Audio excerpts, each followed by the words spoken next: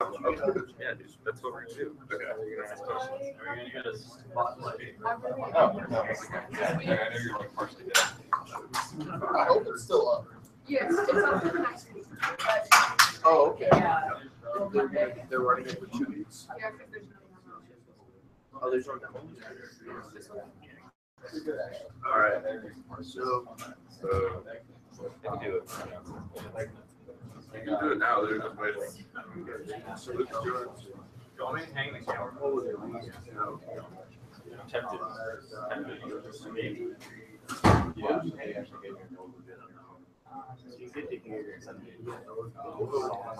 Live from New York, it's Friday afternoon.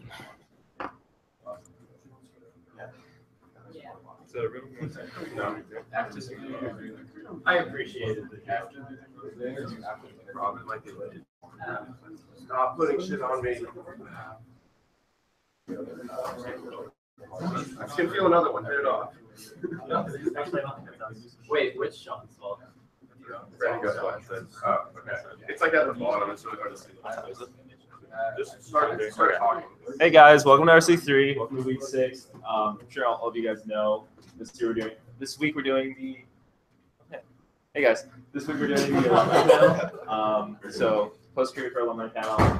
I hope everyone brought questions. A few announcements. Our platinum sponsor Grim has a hacks network. It's basically Grim sponsors a bunch of other clubs around it, like the east or like the northeast, and they have a monthly challenge where you guys can do, and it's like a branch off our week 1 Linux command. So do that. Information will be on the slide. The slide will also be in week 6 for RC3.club. Sign into RC3.club. That's how we know how many people are here and coming, because we can't count otherwise. Otherwise, yeah, that's it. Oh, if you ask a question, we have swag. We got like a T-shirt. They're from old IRSEC years, so 2017 and 2016. We also have stickers. If you have questions, just make a line here in like a few minutes after they introduce themselves. But yeah. Cool. All right, guys. I don't know. Alumni, I don't know if you want to go like left to right as you're like in the call. Dude, just I don't think that's consistent. Okay. Brandon, Luke, Tom, Tyler. That's how we see it. Can confirm not consistent. Okay. All right, Brandon, Yeah, you want no. to start off with like a quick about you and stuff? Is there anything in particular you want me to cover?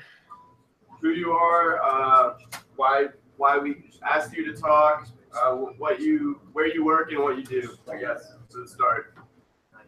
Okay, I can do that. Hello, everyone. Hopefully my sound quality is good. I tried to get it sorted out. I got a new microphone. My name is Brandon Maurer. I am one of the founders of RC3. I served as its first president in the 2012 and 2013 school years. I'm assuming that's the reason why I'm here. I could be wrong.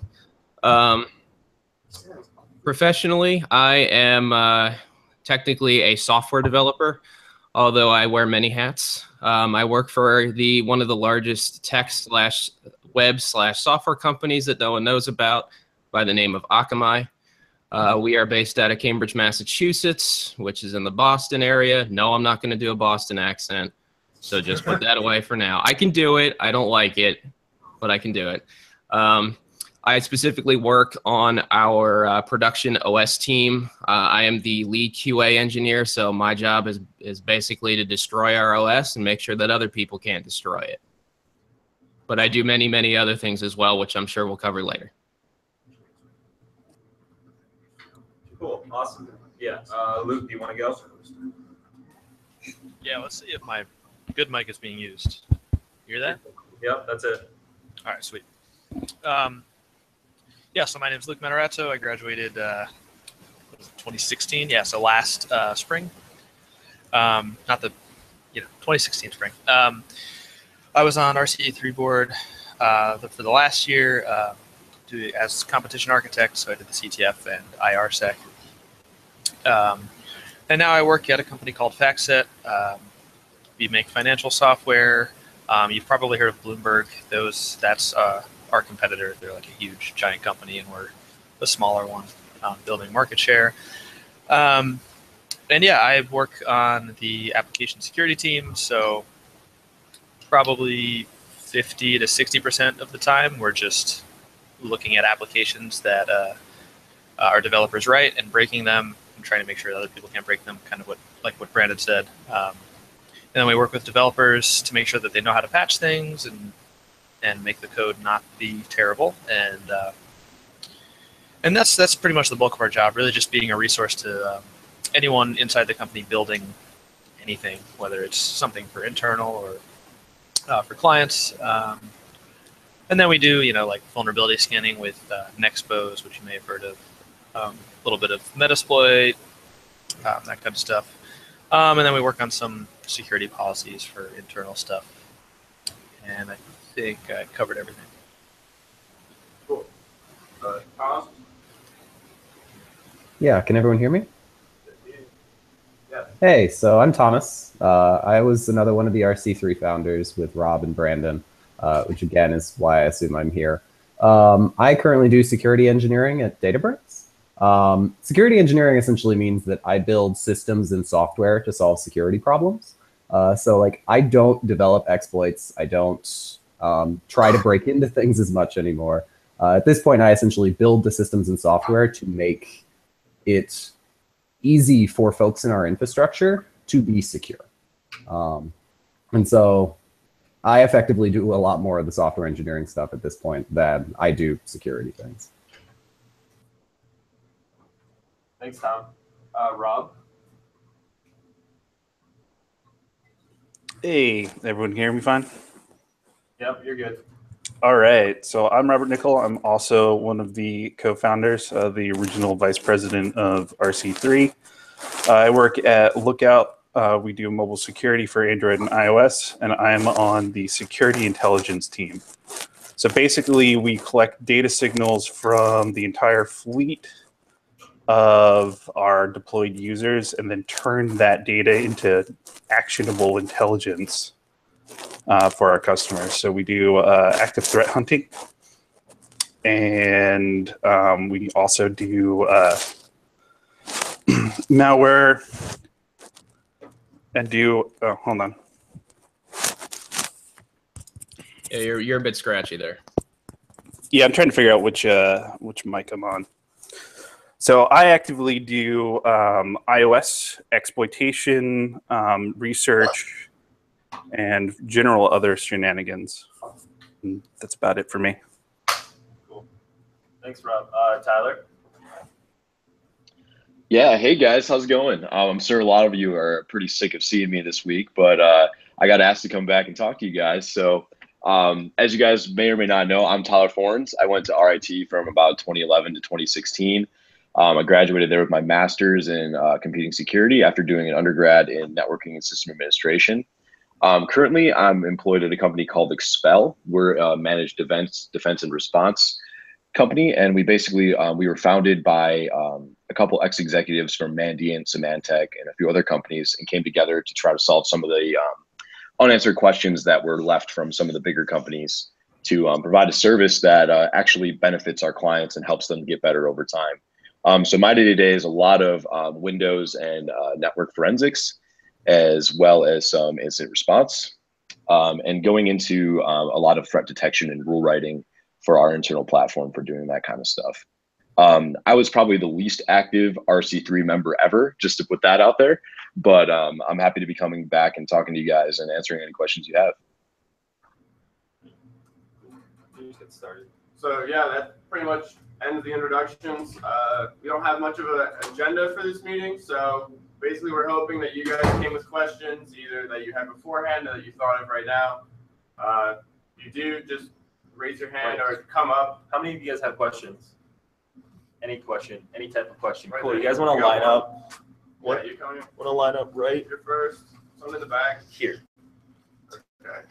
That's hilarious. All right, we'll start. Go ahead. Okay. So What's your name? I'm Josh. I have a question for Matt. You said you worked at Lookout Security for mobile. That's Rob. Oh, that's Rob. Oops. Okay. You said you looked at Lookout for mobile. My question is, what do you think of the security for mobile devices nowadays? How's the threat landscape look for Android and iOS? Which one would you say is more secure, and what can you do? Okay, yeah. So both platforms have two really interesting characteristics. So Android tends to be more open. People can write applications for it and not really have to go through quite as much review and whatnot. Now, what value you put on the actual review is up to you as an individual. I don't have a whole lot of faith in either side. But if we're talking malware and application level stuff, to actually do anything on iOS is so much harder. It's incredibly harder because of two things. Code signing, which is every single page of an executable that runs in a mobile app has to be signed on iOS. And that means they take a certificate that Apple issues, and then they sign your certificate, and then with that certificate, you sign the actual code that's running. So there's no code that can be downloaded from the internet like Android. We're talking about downloading arbitrary DEX files from the internet and just loading them into the runtime. So from the application side, iOS and code signing, hands down. Now, what you don't get on iOS is visibility into what the actual device is doing. So if you get compromised, you have no visibility. And that's one of the biggest challenges on iOS. Additionally, hopefully I'm not rambling too bad here, to actually exploit and compromise the device, you have to go farther than UID 0. So in Android, UID 0 or root gets you everything. In iOS, all of the security enforcements are actually enforced in the kernel or some sort of kernel extension or userland daemon. So when you combine that, what you need is not only a code entry point, but you need a privilege escalation and then a kernel bug. So you need to actually attack the kernel itself and patch out the mitigations, particularly like the code signing enforcement, remounting the file system to actually persist anything. And then recently, as of I think iOS 9, Apple has added this thing called Watchtower, or some people know it as kernel patch protection. It's actually something that runs in the separate exception levels. So are you familiar with ARM exception levels at all? Not really, no. It's similar to ring levels in Intel. So you have a hardware separation between execution of userland processes and what the kernel runs into. So basically what they have to do is they keep a virtual memory table, and then you go into a new exception level by executing a special ARM instruction. And then that switches the memory context so that the memory and the execution flow of a userland process can't affect the kernel. So on another level, other than the kernel, there's this thing called the hypervisor level. So this is like EL2 in ARM, that the KPP service runs and is actually checking the integrity of the kernel during runtime. So if it detects that something in the code segment of the kernel has flipped, the device will reboot, and so hopefully the problem will go away, or you'll get stuck in a boot loop if you've ever done any jailbreaking stuff. Interesting. So I would say unequivocally iOS, but the problem with iOS is if you do get compromised, you will have no visibility into it in the base platform as it stands now. And Apple doesn't seem to really want to give anyone that power. So it's a constant struggle for everyone. I mean, you see this too on the Mac OS side as well, with Apple recently threatening to take away kernel extensions, which is really the only way that anyone who works in defensive security can monitor iOS laptops to a meaningful degree. So I guess I'll follow up. The one thing that we found, well, it was like a year ago, iOS-wise. Are you familiar with Pegasus? Or have you guys heard of Pegasus?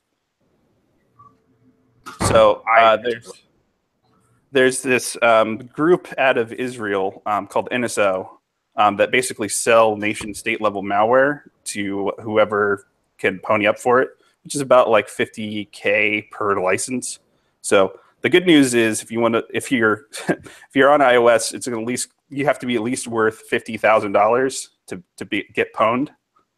So they came up with this chain that basically you click a link in Safari, it will exploit Safari, get code execution inside of the JavaScript runtime page. Then what it needs to do is break kernel address layout randomization, which says every time the kernel reboots, it reloads itself in a different address space, so you don't know where the start of the kernel is. So they use a bug to leak the kernel location, and then they needed a kernel, I believe it was a use after free in the XML serializer in the kernel, which why you put an XML serializer in the kernel is another question entirely. But then from there, they had to use after free in the kernel. Then they got arbitrary kernel code exec, and I believe this was before KPP. This particular, no, they weren't doing any patches that require KPP. So then from there, they could load and break code sign for the services that they wanted to run. They could inject code into WhatsApp, address book, phone, whatever, and exfil all of the data out. It was crazy. It's the one of the wildest things we've ever seen. Wow. And if you go and Google Pegasus and Lookout together, you'll find they have this wonderful report. Yeah, we have a wonderful report and all of the information you could ever want to know about the exploit chain. Rob, could you drop that in like the general chat, just the link to that blog post? Yeah. Cool. Awesome. All right. So just to follow up on that, I just thought of this while he was asking. It looks like recently, I haven't looked into this that much myself, but recently there was the Darwin kernel was put on GitHub, or at least part of it. Is that going to affect what you're doing at all? So no, we have ways of figuring out what they were doing before. A lot of it was a lot of time sitting in IDA and reversing things. Now it's just kind of free and out there. But Apple actually hides all of the really cool stuff that they do, all of the interesting stuff in kernel extensions explicitly, so they don't have to release the source as part of X and U. But what it does do is give us the ARM-specific stuff that they were doing to initialize, like the new Apple memory controller that has, it's basically a hardened memory controller to make it more difficult to do kernel memory corruption. Does anyone have any more questions? Yeah, remember this is not, these don't have to be technical questions. These people, they all went to RIT. You can ask them about classes, their time here, anything really. Yeah, you got a question? Come on up. Yeah, you. Oh, you can grab a t-shirt if you want. Grab one of these vintage Irish Tech t-shirts. You want 2017 or 2016? 2017. They can probably hear you. Just speak up a little bit. Just take one. Awesome. So Yeah, thanks. chat apps, which do you think are good and why?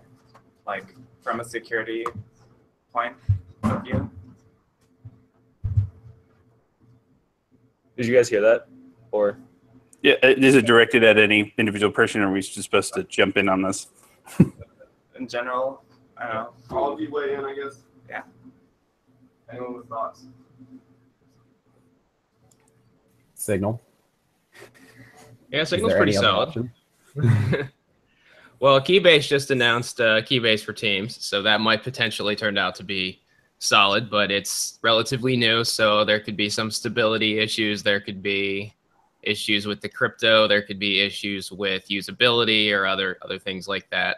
I'm sure if anybody were to talk about iMessage in particular, it would probably be Rob. He's probably most familiar with that space. I haven't had any grievous issues with it.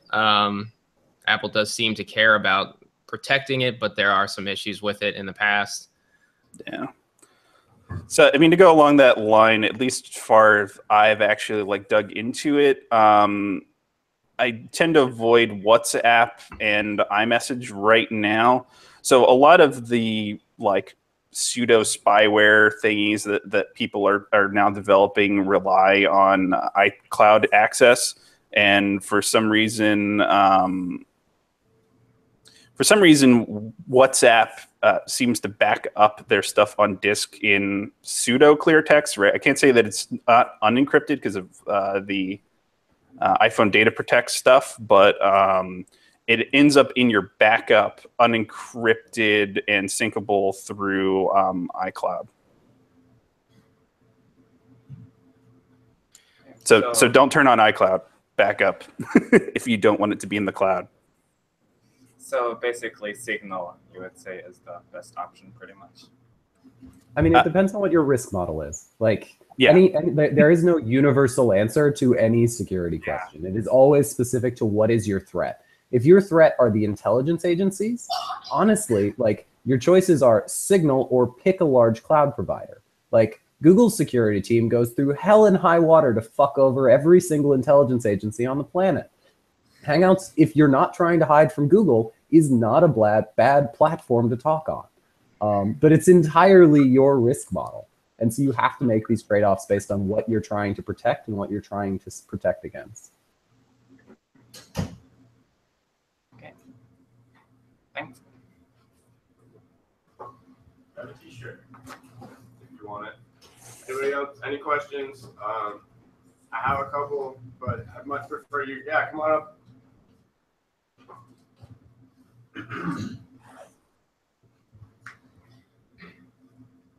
Right here. Yeah, that's fine. I was just wondering, like, what's a typical workday like? So it's probably best if we take the same order that we introduced ourselves in, just to make this a bit easier. If everybody's cool with that. You remember that order? Yeah, I was going to say, I don't remember that. No, but Pepperidge I went Farm last, so remembers. it's easy for me. It's in the Slack chat. I do remember that I went first, though, so there's that. So I'll start off.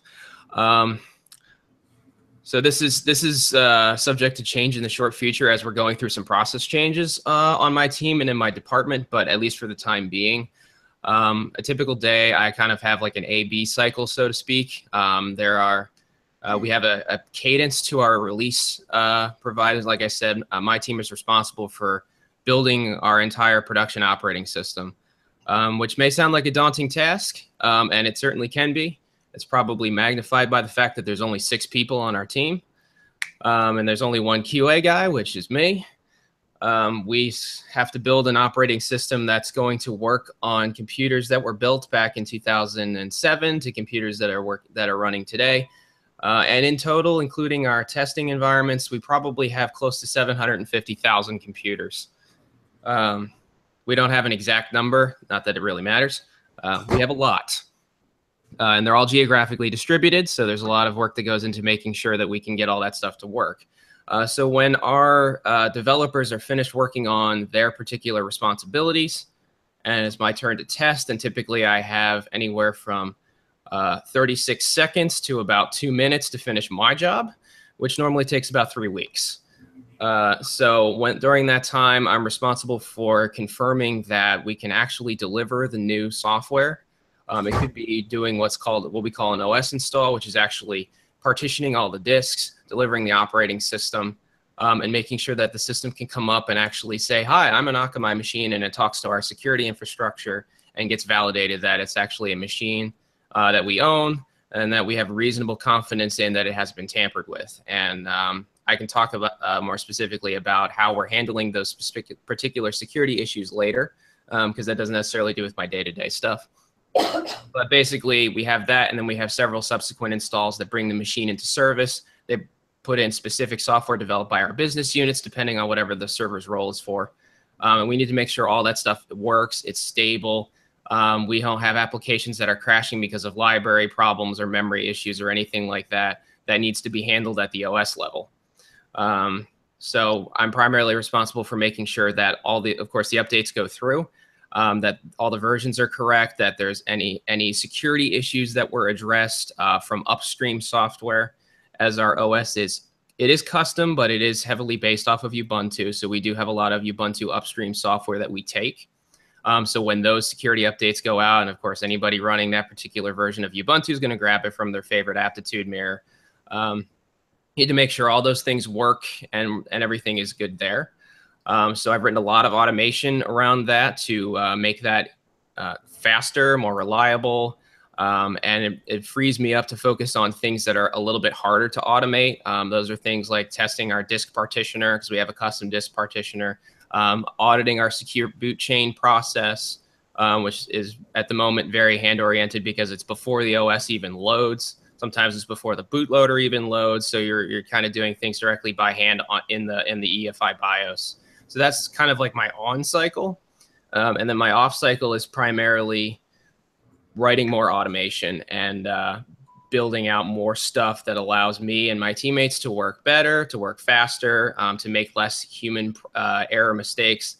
As I probably already implied, the amount of time that I get to do my job is a little bit less than I would like sometimes.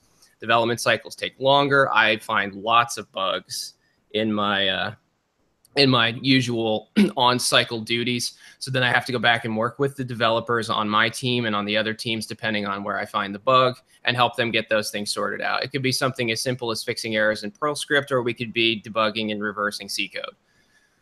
So it's a little bit all over the place, but I like that. It's very varied, even though I kind of have a cycle, so to speak. I'm never really doing the same thing repeatedly, which is a really big plus for me.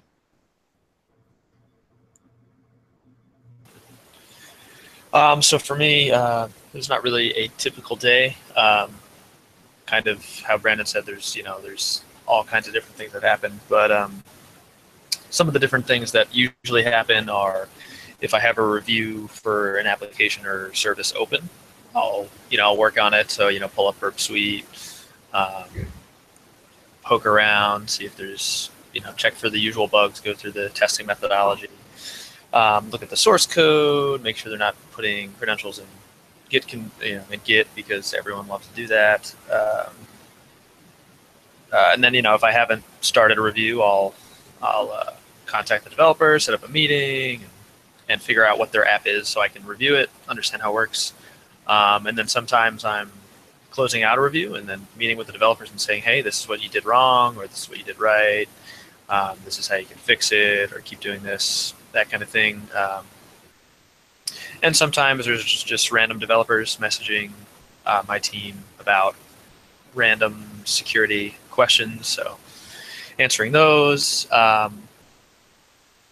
I'm also the point of contact for Windows patching. So I don't know if you're aware of the Apache Tomcat bug that just came out, but I had to file a ticket for that and kind of ask some people and say, hey, exposure to this, where are we using this, figure out patching timelines. And then sometimes I'm, spending time writing code to make tools that help our team do things better, or to make our review process better so that we can actually have automated checking of code or applications, that kind of thing. I'd say that's pretty much it, and just all kinds of various meetings with team. Yeah. So I think I'm next, and I will just repeat, the various meetings is something that no one will tell you. You will spend a spectacular amount of time doing in industry.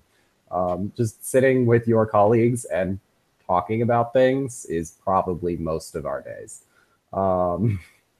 It varies from company to company, but it'll be more than you expect.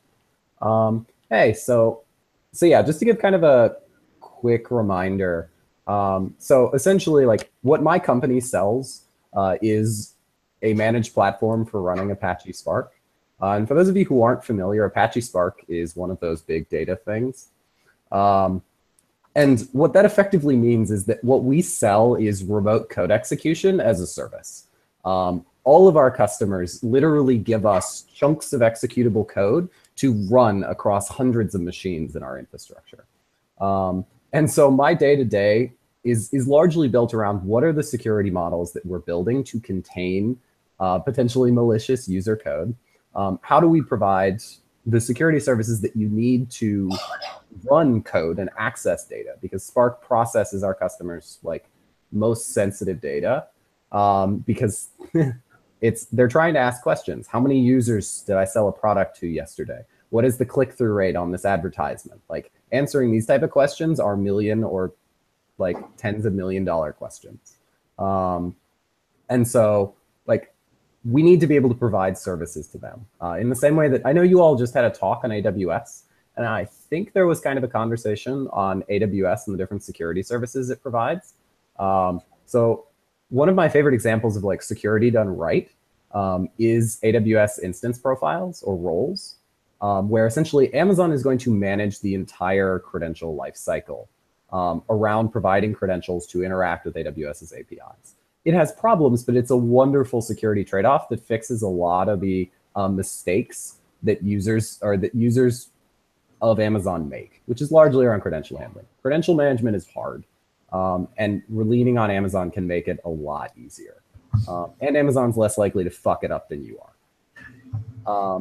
And so a lot of what I do is around trying to solve these problems, both for our customers and ourselves. Like my team is made up of engineers too. We are just as lazy as the rest of them. And we want to make sure that the folks who are operating in our infrastructure can do so safely. And so a lot of what I'm doing is just continuing to push forward the current project that I'm working on to tackle a particular problem. And I'm happy to talk about some of the different projects I've worked on at Databricks and what particular security things we're trying to solve. Cool. So I'll go next. Roll out of bed, check the internet, see if the world is on fire. If the world's on fire, I have to download and find whatever this source or malware or new exploit chain is, figure it out, make sure that we have the correct sort of intel streams coming in from our device to detect if this actually went off. Otherwise, it's mostly just reversing iOS to figure out what else we can get into our data set that's meaningful while still being in the spirit of the Apple developer agreement.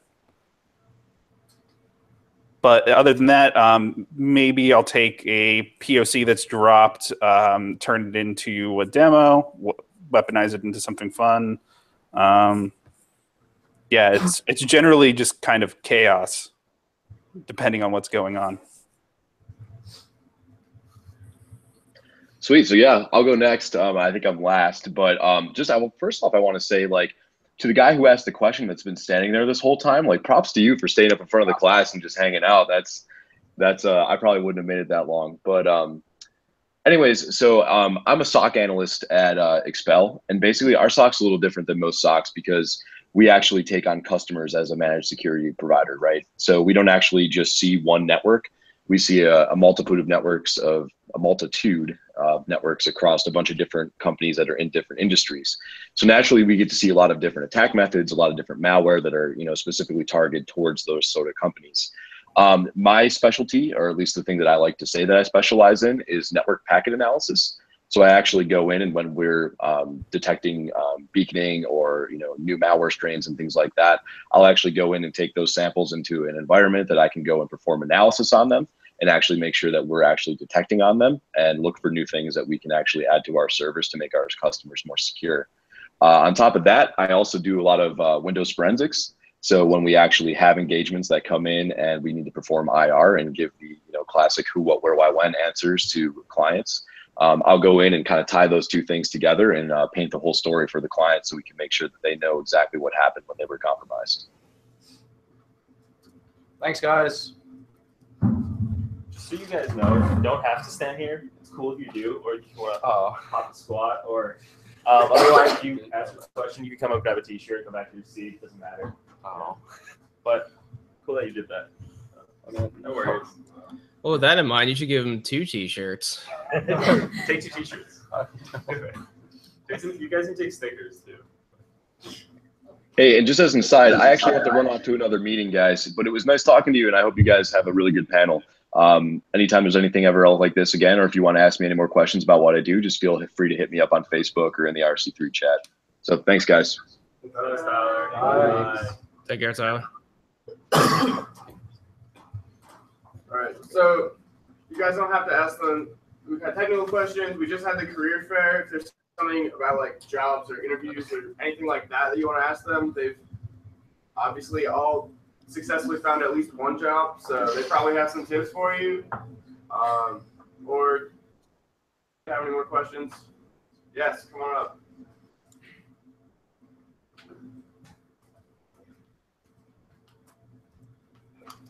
Okay, my question is relating to books and other like resources. Do you have any recommendations for resources or books to read to get acquainted with and understand things very well, so I can learn as much as possible before going into the industry? What do you want to learn? What do I want Yeah. to learn about? Like, are you just trying to get like a broad cross section so you can figure out what area of security you want to go into? Or do you want like, I know I'm passionate about this area, and then we might be able to recommend things in that area? Okay. So I guess the best way to get an answer would be a broad resource and then a resource specifically for what you specialize in. I guess this could be for everyone.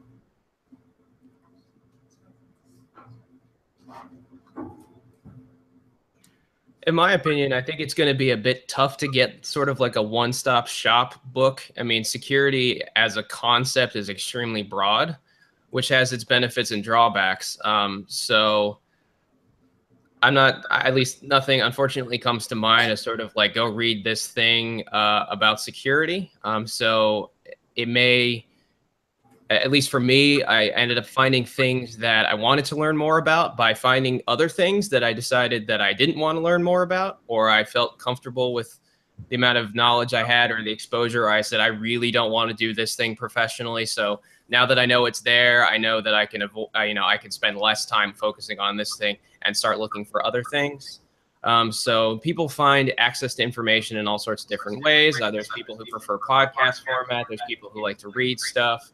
I'm more of the reading variety just because I'm usually listening to music. But I believe in the books channel on Slack, somebody has been collecting books in general. And I think it is something that's potentially available to you.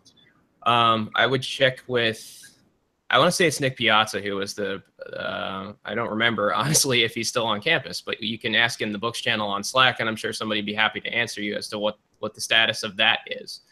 And I'm sure Tom can probably provide some advice on specific things to consume pertaining to his line of work.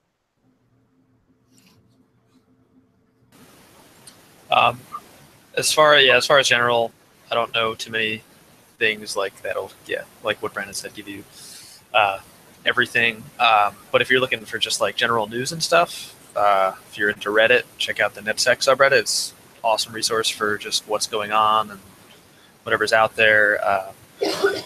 For application security in general, in particular, there's the Web App Hackers Handbook.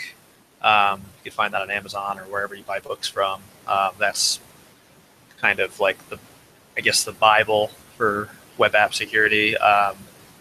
Giant book. There's also the guys who make Burp Suite, portswigger.net. They have a blog and they post all kinds of random web research that they're looking into. Let's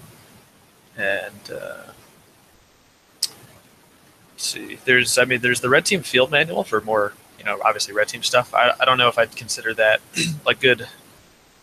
a great learning resource. It's good as a quick reference, and you can sometimes pick up cool new things in it, but it's not too teachy. And then I know there's a ton of books that I think it's like O'Reilly, or not O'Reilly, who's I can't remember the name. No Starch Press. Yes, that's the one. They make a ton of books on everything. I'm probably 80 to 90% of their books are good on whatever topic they are. And then if you look up, OWASP. I don't know how I forgot OWASP. It's OWASP. I forget what it stands for at this point. Something about web app security. but they have a website of a ton of wikis about all kinds of like so they have the top 10 most common like product or web application exploits, and just going through those and familiarizing yourself with those would be great. And then yeah, just like looking up conference talks, because there's a bunch on YouTube. So if you find something you're interested in and it seems like it has a good number of views, it's probably a decent video. Or if you don't know, you can ask somebody who like us, and maybe we'll say, oh, that guy's full of shit, or no, that guy's pretty good. But generally, the conference videos are a good resource. Yeah, I'm still kind of struggling to come up with like general introductions to security. To be honest, I think you are probably in one of the better general introduction to security programs. Like RIT has a lot of security resources, RC3 being maybe the best. And so like, I think that's probably going to help you get a very good introduction to security, because at least from my perspective, security is much, Stackpole may have said this, security is a mindset. It is not a collection of specific technical knowledge that you need to acquire. So I think you're actually in a pretty good area there, and it's largely just down to finding the different areas you're interested in. The only particular book I can come up with for like what I do would actually probably be Google's SRE book. That is a fantastic resource if you're interested in doing site reliability things or developing software. I think it is just a fantastic introduction to how to build software that doesn't suck in terms of the operational requirements and the reliability concerns. Yeah, I'm going to echo the conference talks, NetSec, a lot of different security Twitters. Security Twitter people are quite numerous. It's another very good resource, but conference talks, NetSec, and Twitter are also great places to both listen to and engage in a security conversation. And that's most of what we do, I think, is talk to security people. None of us get it right out of the gate. Security is kind of a ferocious debate most of the time, and there's never any right answers. So that's what makes it fun. So Tom kind of reminded me of Dan. I think he goes by Jitters in the Slack. I think he has like a couple Twitter lists of a bunch of security people. So if you like ping him for those, that would probably be useful. And then another thing that I did remember for general stuff is if you just find like a basic InfoSec cert and then try to like basically prepare yourself for the tests. You don't have to take it, but kind of prepare yourself. Like I did the Security Plus in high school, and I think that was really, really helpful in just getting a grasp of like the broad basics of everything. So I'd recommend finding some kind of cert like that, just studying for it. Yeah, I don't really have a general answer either. Security is kind of like an esoteric collection of little bits of information, whether it's like knowing about certain misconfigurations or how protocols work and interact with each other, and then abusing that system and poking it. So, I mean, as a general resource, spending time and getting to know your own system and learning how to use man pages and what all the little numbers down at the bottom means will save you a lifetime of headache. And then if you have it, go for the source. The source is the truth. What you think might actually be implemented may do something completely different.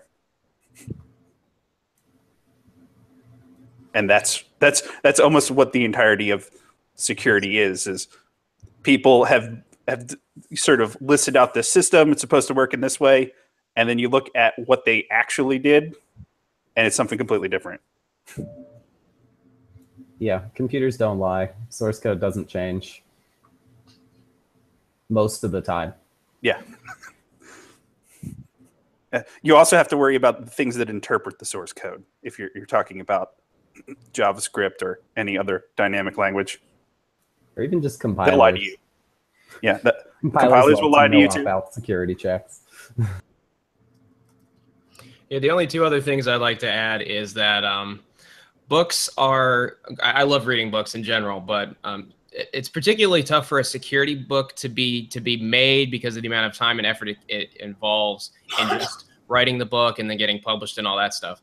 But the industry changes so quickly, no matter what discipline of security that you're in, that a lot of times the material gets written and then 18 months later, if that, it's already out of date. So that's why I think a lot of the books that come out are more reference style than they are, you know, here's some sort of nonfiction type source that you can read that's going to provide you some sort of lasting things. I mean, there's still things where you can go read a book on a programming language. That's probably not going to change as quickly as the threat landscape that some of the other guys here are dealing with on the regular. But yeah, one of the things that has served me well that Rob kind of mentioned to reading man pages and stuff like that is kind of acquiring the skill to know where to look to find the answers that you need, or to find more information to help you get to solve a particular problem or to answer a particular question that you have. And I can't say that it's a skill that I necessarily learned right away.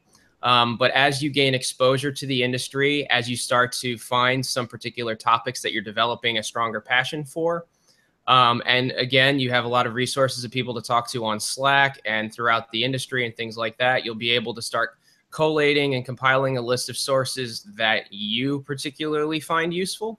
And then you start using them as a springboard to go in and if you have a question or a problem and you need places to go look for answers or advice, then you'll kind of have some procedure that you've built up and some places to go look at to help you get on the path to answering those questions.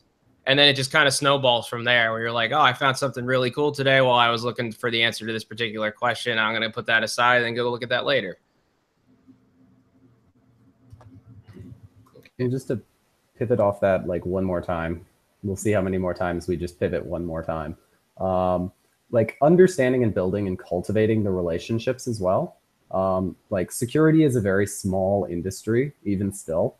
And being able to know people who are working on literally what you're running into problems with can be very, very helpful.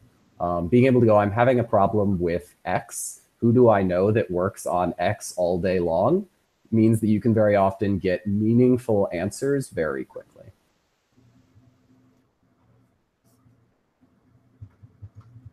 Okay, thank you.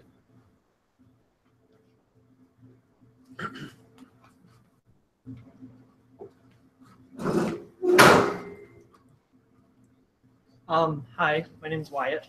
I had a question for the guy that worked at Akamai. I forgot his name. Brandon. Okay. That would unfortunately be me, yeah. Yeah. I don't know if that was this is sarcasm, by the way. what you do, but I was wondering about DDoS attacks and like the really big ones that happened last year or two, Kebs and everybody. What do you think is like, do you think they're just going to keep growing in scale and getting bigger? And is Akamai doing anything to work on its network to make sure that you can prevent against these attacks?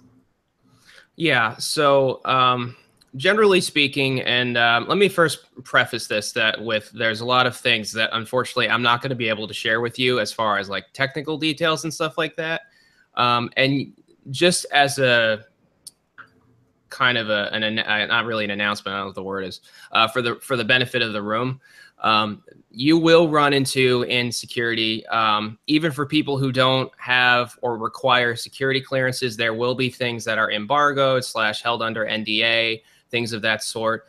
There's a number of reasons for that, but that is a thing. So sometimes, and especially over time, you'll probably be able to learn between the lines based on the things that I'm allowed to say and the things that I'm not allowed to say.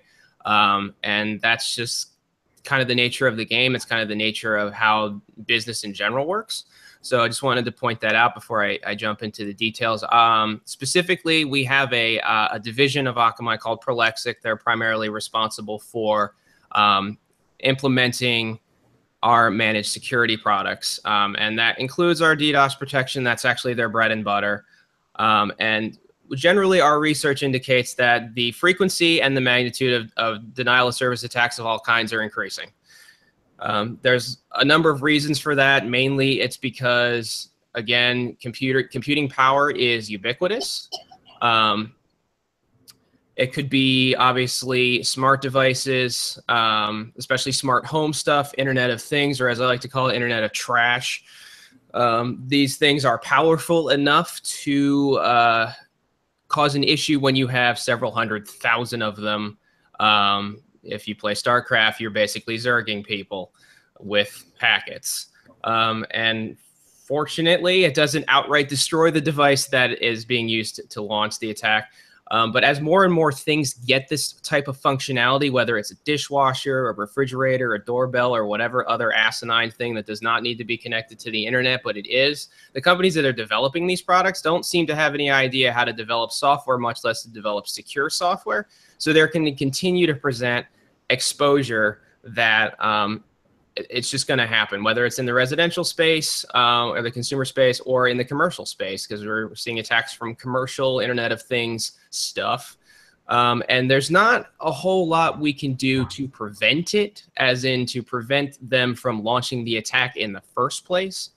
It is something that we're always looking into, and that requires a pretty multi-tiered effort. It involves talking with ISPs and other people who are kind of backbone types that are allowing the traffic to go through. It's not necessarily their fault that the traffic is there on the network, but if we can work with them and say, hey, we've identified malicious traffic coming from these IPs or this type of traffic, maybe you can throw us a bone, that kind of stuff. Our major weapon in that toolkit is just straight up eating traffic. We put the biggest bucket we can in front of it at the moment. And it's actually surprisingly effective, with the exception of some of the, when attacks go beyond the largest amount of attack traffic that we've seen. Now, we do over budget. So if, let's just say the biggest we've ever seen is 100 gigabit, we try to be well above that. So that way it's not like, oh, well, we have enough capacity to absorb 100 gigabit. And that would be across the whole company, for example. We now take 5x. So we should be able to eat half a terabit a second or something like that. I don't have the specific numbers on hand, and even if I did, I probably couldn't share them. So we're continuing to just build out infrastructure that's basically responsible for eating it. It's a low-tech solution. What it comes down to a lot of the times is that a lot of the stuff on the network level, the protocols and the technology is so old. It wasn't designed to at the protocol level to be able to prevent this from happening, that sort of thing. So if you take a look at like a Smurf attack or an amplification attack, it's where people notice the difference between outgoing traffic as a request and reply traffic as a response. There could be differences in magnitude and the amount of data that's there. And then, of course, UDP as a protocol does not have really as much in terms of identity checking and things like that. So it's very easy to spoof stuff. Those are the kinds of things that people are leveraging, but it constantly changes based on what's the most economical way to go knock something over. And the targets change too. It could be political, it could be a particular industry, it could be a diversion to throw the track onto something else so that some other kind of attack could happen, which may not even be a DDoS. It changes all the time. It requires constant research and monitoring. And that's one of the benefits of our platform, because we have so much stuff everywhere across the globe. And that's one of the reasons why we think that our solution, especially for our customers, people who already use Akamai for web services or whatever, it integrates nicely with that. But that's generally how DDoS mitigation works, at least from where I sit. Okay. There's also a bunch of resources on Cloudflare's blog that talk about a bunch of this stuff. So if you haven't run into that, their blog is really fantastic for talking about these things. Akamai publishes 0 public conversations, so I have nothing to point to you over there. Part of that is because the people who are responsible for publishing those blog posts are fucking idiots.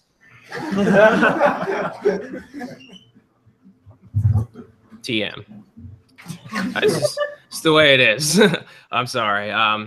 Again, there's some stuff that there are definitely some people within Akamai who are pushing for transparency, and I think that there are a lot of things that, as of right now, we could be more transparent about. And so I'm kind of on that bandwagon. I'm very limited in my role in the company as to what I can do about it, because my use case, my ROS is custom built. It doesn't really behave a lot like other OSs that I've ever used, whether they're general availability or something a little bit more restricted than that. So I can't do much about it, but we are trying to push for some transparency.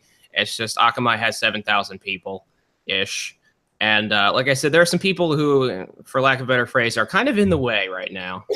So we're hoping that will change, and then we will be able to start sharing some more things publicly. But I can tell you there's a lot of dialogue going on behind the scenes with other tech companies that are doing similar sorts of things or in the industry. And hopefully that will be something that you will enjoy once you leave RIT and get a job, as you'll be able to not only network with people just because it's fun and you can build your social network out and things like that in a professional space, but that you'll be able to share information with other companies that might help your company do better or things like that.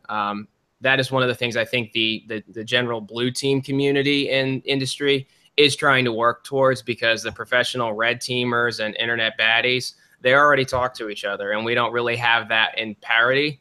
So we're fighting overtime because people don't want to talk to each other and share the kind of information about what kind of attacks they're suffering, what kind of stuff people are going after and things like that. Historically, it was attributed to things like, we don't want to share with people who are competitors what our bread and butter is, because if they know that, then they're going to start making their product. That's going to cut into our market share and all these other business reasons, which, surprise, kind of get in the way sometimes. So that's an overall trend I think we're trying to push in the right direction. It just isn't there yet. I think it's one which it varies. Like, if you're in the tech community, which is where I am, like, there is a lot of conversations back and forth constantly between the different security teams at the large tech organizations, both officially and unofficially, around what is going on, what are you all facing, what's working against you, how are you solving this problem. A lot of these conversations are happening constantly. But if you go into more classic, like the big two security houses, like finance and defense, they don't talk, and that's why they're getting owned.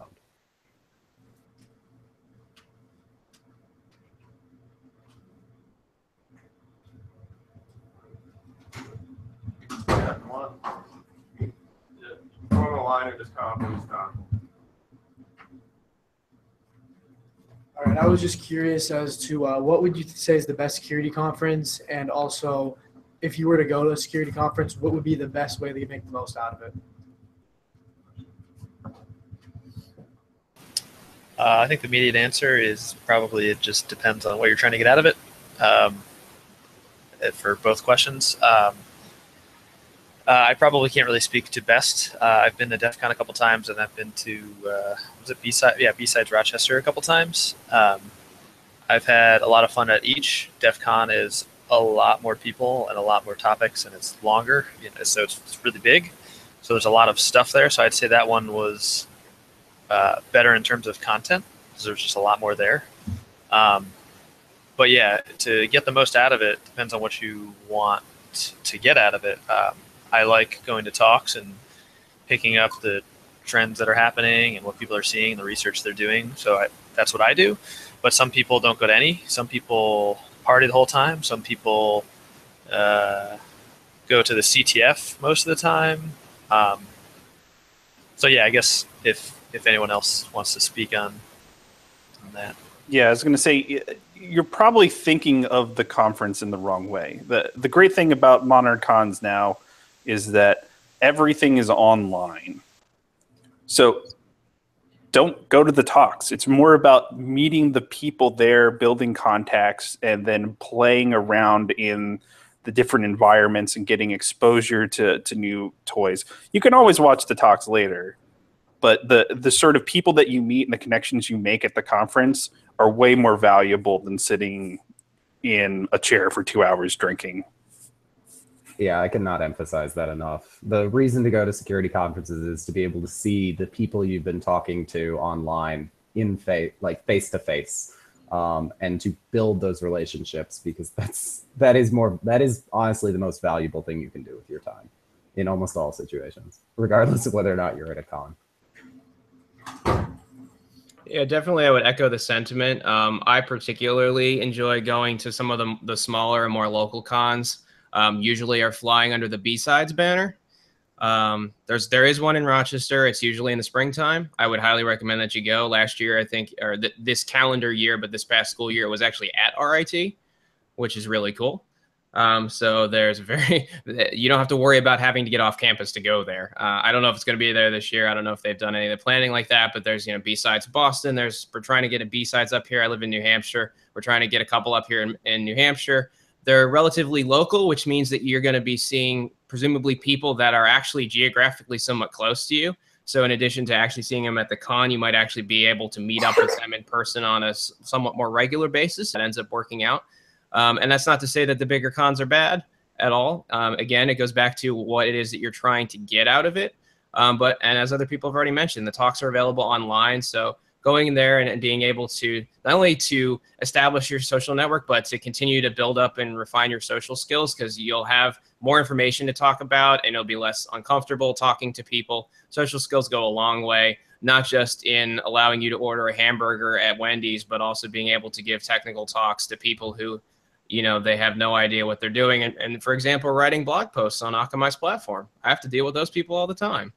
And it's very good to be able to continue to get more comfortable with those topics and being able to share them with all sorts of different audiences and be able to communicate those topics effectively so that people understand what you're saying and that you can understand what they're saying, because they may be coming from a position of ignorance and they're relying on you to provide that knowledge that they need in some way, shape, or form.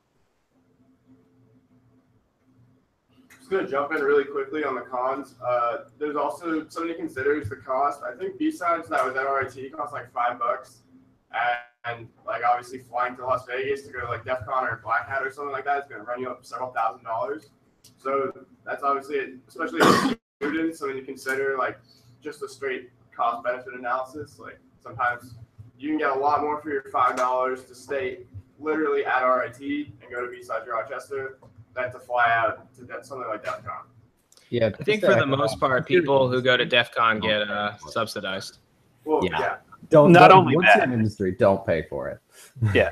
But not only that, the thing about DEF CON in particular is that it has more international exposure as far as US-based security conferences. So you're going to meet the people that would cost you $5K to fly out to CCC or something similar out there at DEF CON versus any. Now, Hope also has a bit more European sort of demographic, but going to the bigger ones have advantages as well. And maybe it's worth the cost. That, and I think Hope, if they still do it, usually has hammocks that you can just crash on if you're too cheap for a hotel room. Hope is a conference in New York City. It's still fairly, it's not small, but it's not at like the top tier that is a Black Hat or a DEF CON.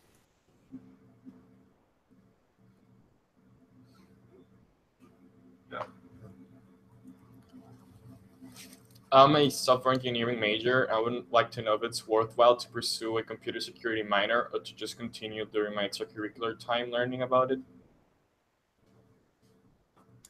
I guess I'll have a go with this one because I have the most software engineering crap that I have to deal with on a regular basis. For the record, I don't have a software engineering degree.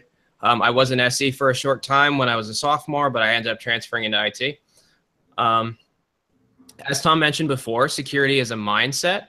So, and again, a response that we've said many times, it really depends on what it is that you want. I think it's possible for anyone to pick up the necessary security skills that they might need if you wish to pursue a software engineering role full-time. That would be a tremendous advantage to you when interacting with people such as myself, because I have to bear the load of 80% or more of the security portion of the conversation when I find a security defect in a piece of software. And Luke probably has to deal with this as well, where you're talking to a developer who may not have any understanding of security in general, either as it applies to his specific programming language, the application that he or she is responsible for working on, or anything along that line, and you have to carry most of that load. So you have to understand the software side as much as you understand the security side. So if you feel that it justifies taking however many courses are required to have a minor, because most of us, if not every one of us here, was at RIT when it was on the quarter system. So the curriculum has changed and all these other things that we're not necessarily up to speed on. A minor is usually not too difficult to grab if you have the time and the energy to do it. But RIT's InfoSec program in general, I think, does a pretty good job of giving you the basics of security, the fundamentals upon which you will learn everything else. And that could be worthwhile in and of itself. If you're looking for some knowledge that's more specific, it may be more cost effective for you or a better use of your time to investigate those things specifically. And if you have, if you want to follow up with people in particular on the things that you're passionate about or the things that you're looking for in particular, we might be able to give you more specific advice.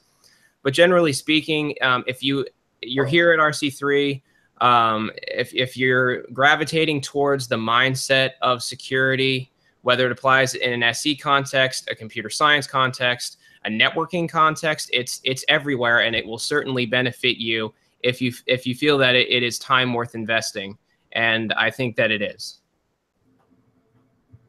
I'll also touch on that. Like, it's as security organizations at the large tech companies are about 50 to 75% made up of regular software engineers who either have a little bit of interest or a little bit of knowledge on the security side and are just passionate about solving these problems. Like, that's more than half of the large tech companies' security teams are really just regular software engineers. That varies as you get different. Like, tech companies solve problems with technical solutions. Finance companies solve problems with money. Defense companies solve problems with people. But like, if you're in tech world, you're already in a good place.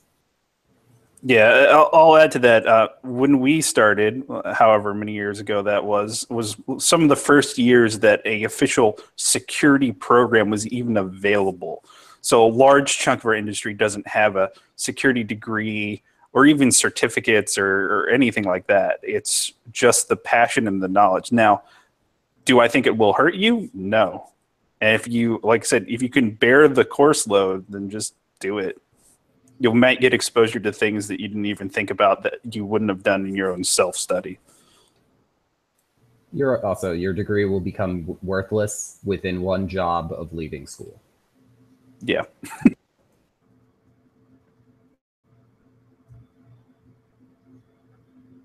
What he's not saying is that you should drop out of RIT. He's just saying that you have to bear in mind that the degree allows you to open the first door. And then after that, it entirely depends on the sweat of your brow and your ability to successfully type things into a keyboard.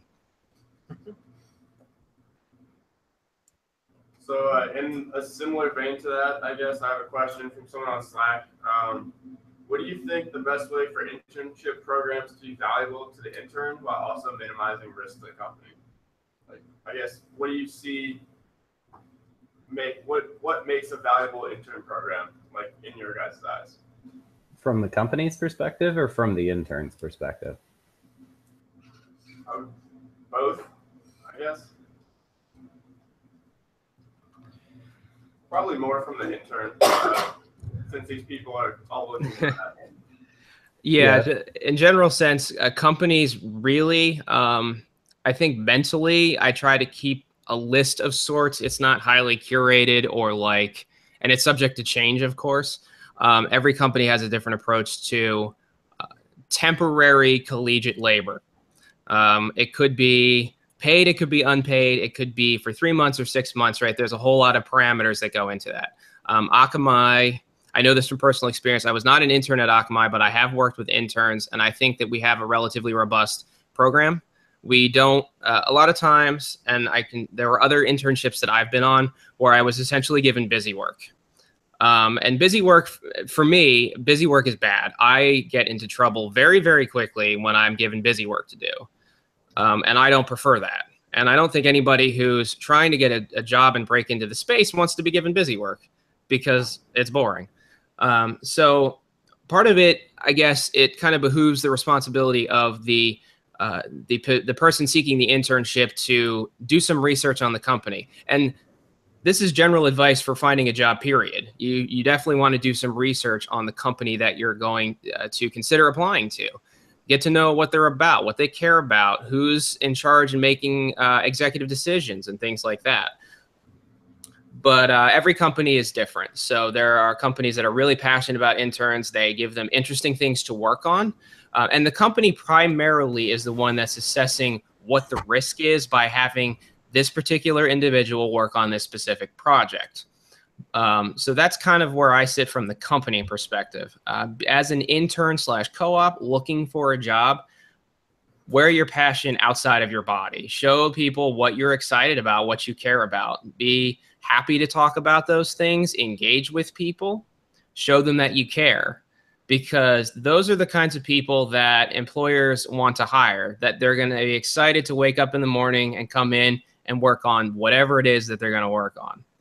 And that's part of the reason why I have my job at Akamai, is because I don't get to work on the same thing every day all the time. It's not repetitive, and that's what I enjoy. And I enjoy working on my team and things like that.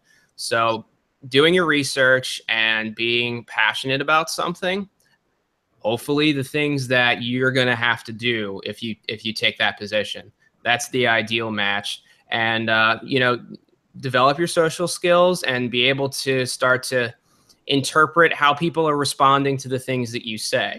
So if you feel like you're building a good vibe with somebody, even if it's an HR person, I mean, HR people are supposed to be, by their job description, they're supposed to be nice and bubbly and affable and things like that. But working through being able to talk to as many people as you possibly can and building up those relationships and showing how excited you are, I think those are the biggest things that you would want to take into interviews, and then eventually landing an intern or a co-op. Yeah, I'll also echo, internships in my space tend to be one of two kinds. Sorry. One is you will literally be put directly with a team and you will work on what that team is doing. You will effectively be a member equivalent to a full-time hire, and you'll just work on what they're working. And you'll get tasks assigned to you that are appropriate, and you'll work with the team. The second kind, like, you will get, what is the crazy idea that one of us wants to work on but has no time to do? And essentially that will be your internship project. And then you'll work with whoever's idea it is and the rest of the team to try and build V1 of that, or V0, sorry, of that idea, and just see what happens, just so that they can have an experiment and see whether or not it works. Keep in mind what you're making is going to be thrown out the moment you leave the door. If they hire you back, essentially the pitch will be, so you finish this, let's make it real. Let's release this to production. Let's finish it. And then that'll be your first project. We'll be sitting down and rewriting everything from scratch, or rebuilding it from scratch, because what you did as an intern is crap. And now it's time to do it real, if you get hired there. And just to kind of continue to add on to what Brandon said, like, use your relationships and use your network, especially if you're looking for that first internship or that first job. You have a good connection pool in RC3's alumni. Your professors also have a really good connection pool. Every company that matters literally cannot find competent people fast enough. And RIT and RC3 are very good signals to a lot of people that you are competent. And so they will get you in the door. And then it's up to you to perform.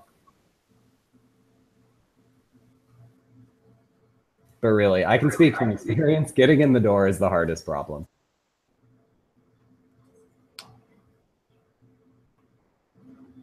Anybody?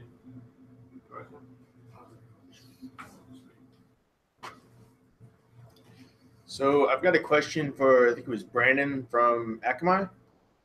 So the question goes like this. So say I'm on a firewall and I'm seeing traffic going out to some IP address. And I go, oh, I wonder what that is. And I go look it up and it's an Akamai address.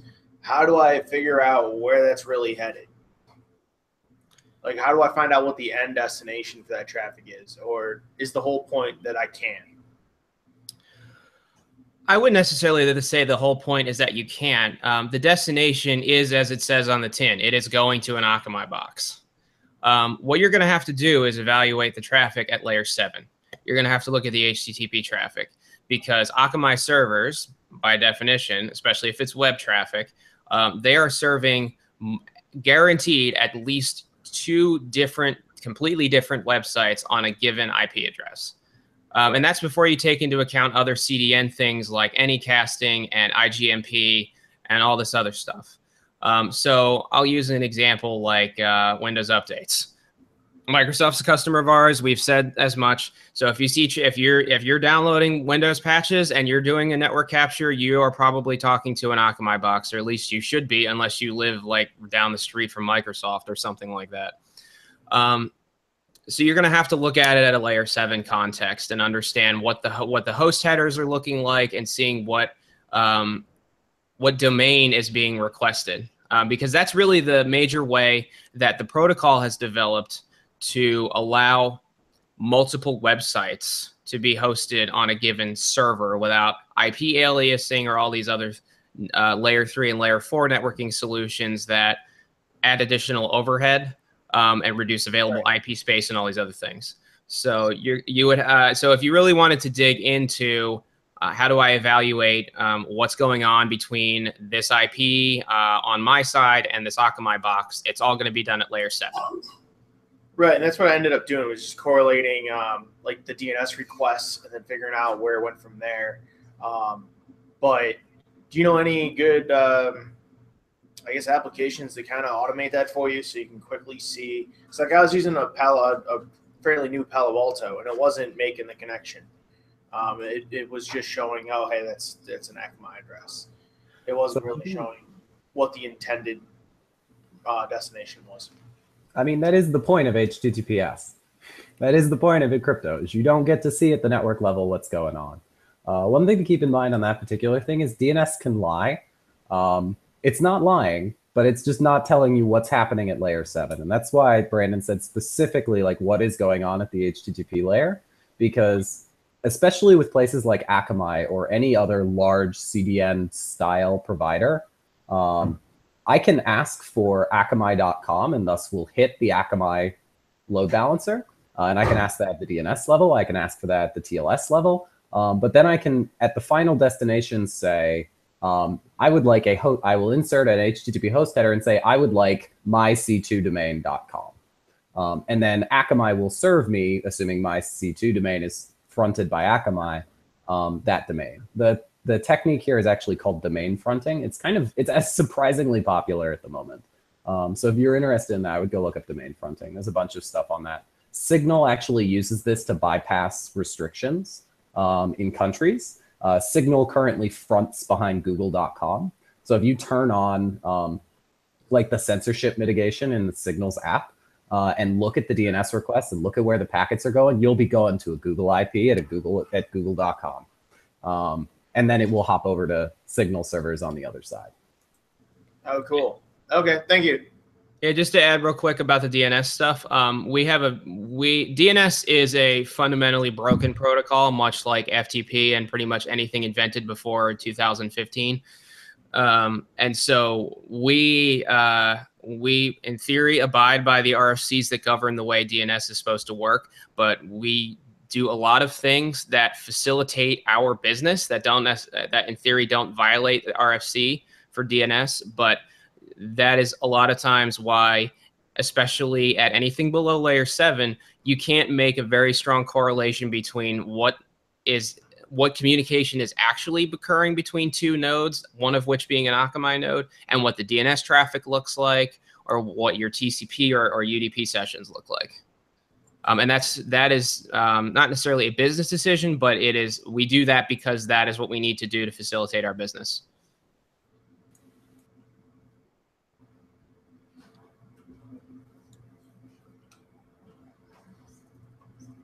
Yeah, come on up.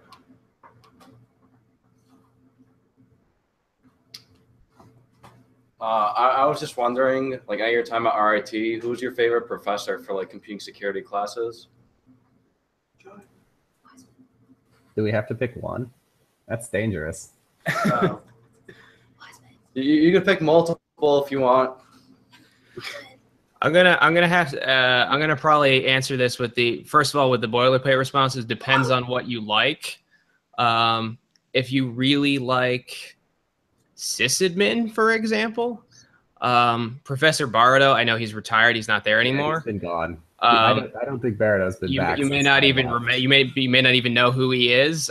He was an awesome professor for that. He was it took some getting used to, but very knowledgeable man. And if you put in the effort and tried, I think he was at least willing to give you a fair shake.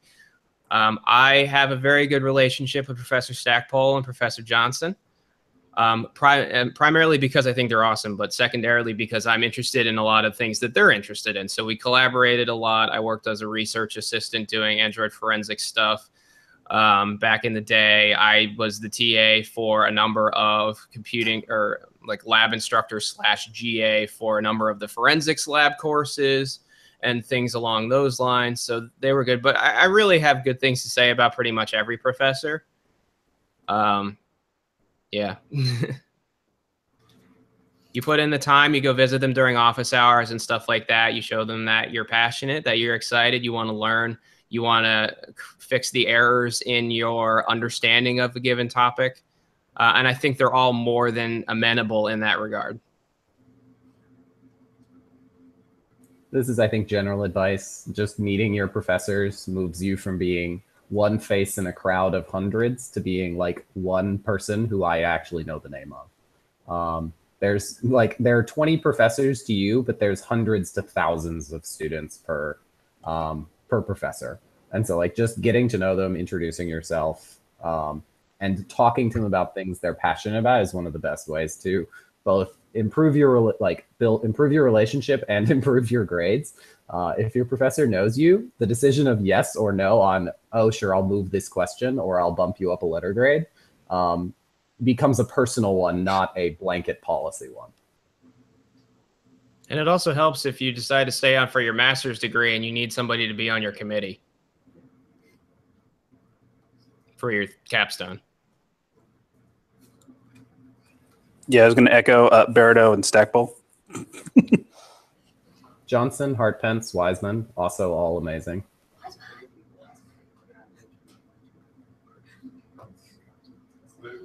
Luke, anyone else? Nah, that's pretty much everyone they said. Stackpole and Wiseman were the two top guys. All right. Anyone else? I have a couple more questions, but I'd rather hear from you guys. Anybody else out there? Yeah, come on up.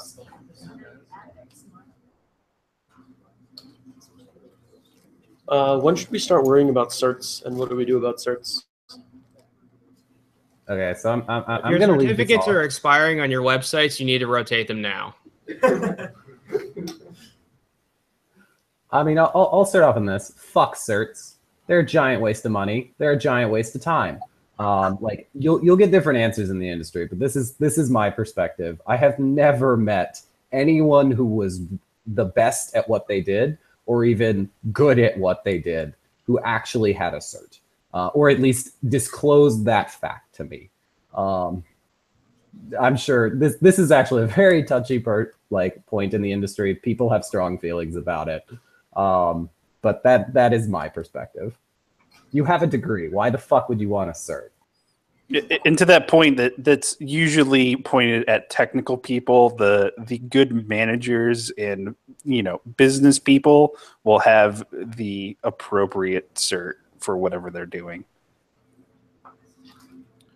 Yeah, there's a correlation between how, I guess, it may not be a correlation. It could just be coincidental.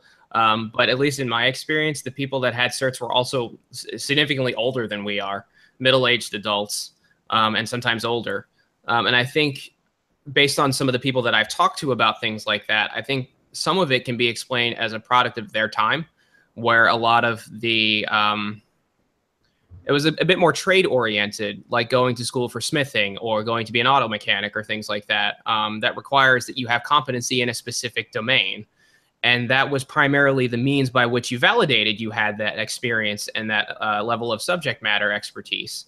And the information security industry hasn't really come out of that path per se.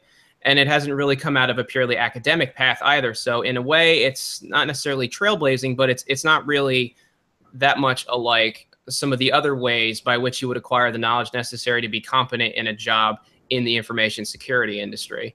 I don't necessarily think it would always kill you to have a cert, but as Tom said, everybody has an opinion. Most people have strong opinions about whether an InfoSec cert is relevant, appropriate, mandatory.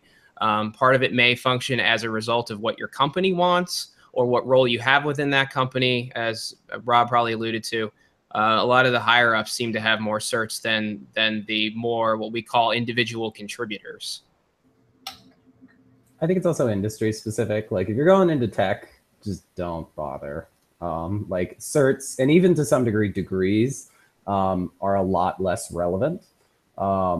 If you're going into defense or finance or large corporate, then just in order to survive the HR screenings, you probably want a cert.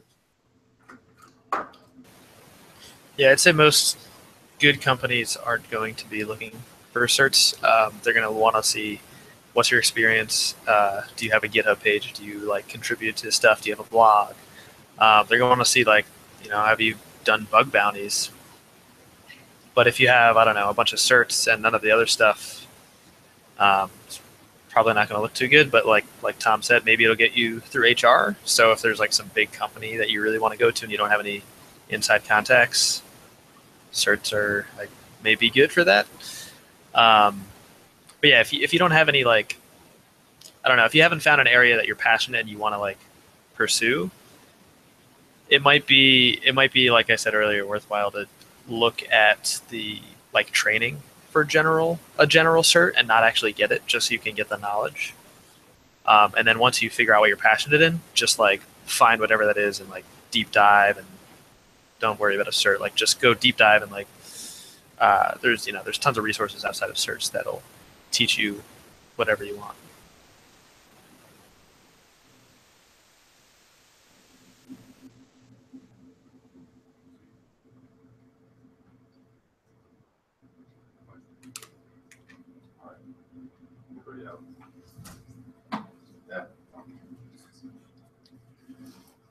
Okay, so this is all based on what you can actually say. It's more of a broad technical question, but if the worst happens and due to something completely outside of your control, there's a problem in your area with security, what happens? What's your response to that happening? I run around like a chicken with my head cut off. Is exactly probably what you shouldn't be doing. RIT and RC3 is actually pretty good at this, especially a lot of the competitive cybersecurity forces you to really think about the timeline of incident response. There's actually been a ton of conversations on this publicly, but a lot of the responses are very specific. It depends on like what is the worst. Every company's worst is different. And there's a lot of things which can get tossed into that upper category of the worst, and each of them will need different responses. So yeah, I'm struggling to come up with a specific thing. Like it comes down to assessing what is assessing what your visibility is. Actually, sorry, there's a wonderful thing. I'll reach for the military here. The OODA loop in fighter pilots is a really good thing to build off of here. Like observe, orient, decide, and act is the OODA loop. Fighter pilots do it in terms of like, this is how they approach things, and it works very well in incident response as well. But it's like, it's very tactical. It's not the large scale, how do I do incident response?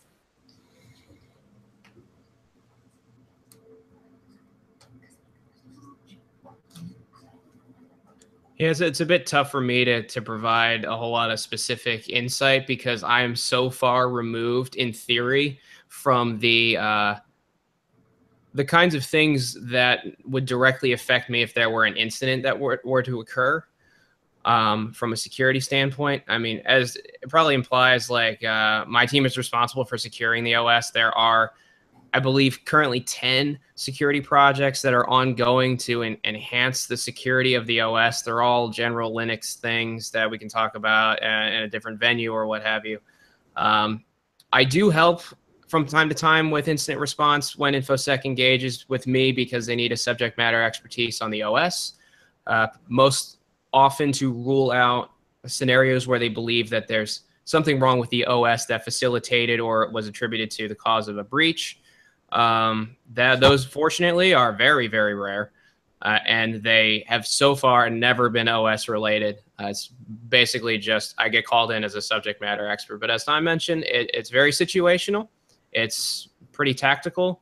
And I guess in a slightly related note, if you're willing to pursue competitive security now that you're in a collegiate space, it does help you to build the awareness and become acclimatized and more comfortable working in a highly pressurized environment like that, where the consequences are, they are the same magnitude and they are the same type of consequences, but it's just for funsies, or it doesn't have real world, you just blew a bunch of money or something illegal happened type of consequences.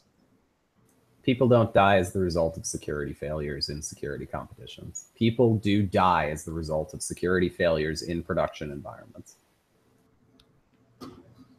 Not to mince words there, guys. Like, this is, depending on what you go into, those can be the consequences. You don't even have to be in the military space for that to happen.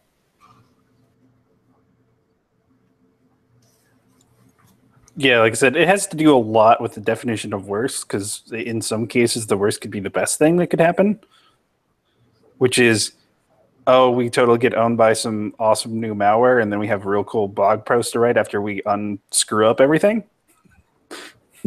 Massive pub PR success. Like, please, nation states fish us and let us find and get infected with your malware. We would like that.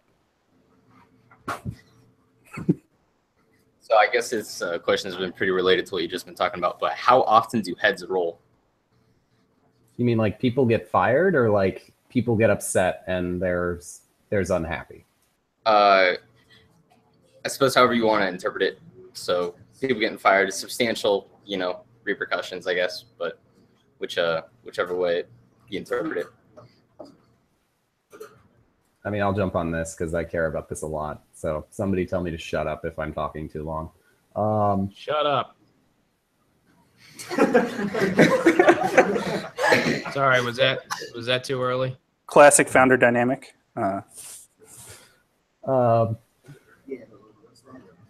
If you are being held personally responsible for the security failings of your company, you're working at the wrong company. You are not responsible for what security decisions get made, probably for a very long time, which is something you should be very happy about. Like, security is a risk decision that is made by business makers. It is our job to facilitate their success and provide them every capability they need, or the capability and knowledge they need to make the right decision. But if they choose a less secure choice and you get fired for it, that's not a company you want to work at. And I think it's a defensible position too. If you were to get removed from a company for that particular situation, sometimes there's things in place that where you can't say the specifics of what happened, but you can make, because that's kind of sort of what happened in my last job. I'm not going to go into it because it's not really relevant to the question, but yeah, it really it's nice to not have to make the decisions. But you are a stakeholder in the decision. And if you end up taking a risk management course, some of which are really dry and boring, but they do have some good content, or at least content you can find online to understand how the risk management process should be done. And that doesn't matter what kind of risk you're talking about. It could be technical risk, it could be business risk, it could be some other kind of risk. Understanding how those decisions get made and what input is required to make an informed and high quality decision is important, because you may be able to contribute to that, but ultimately, unless you start your own company right out of college, or you get super, super duper lucky and you end up being a C-level type person. You're not going to be making that decision.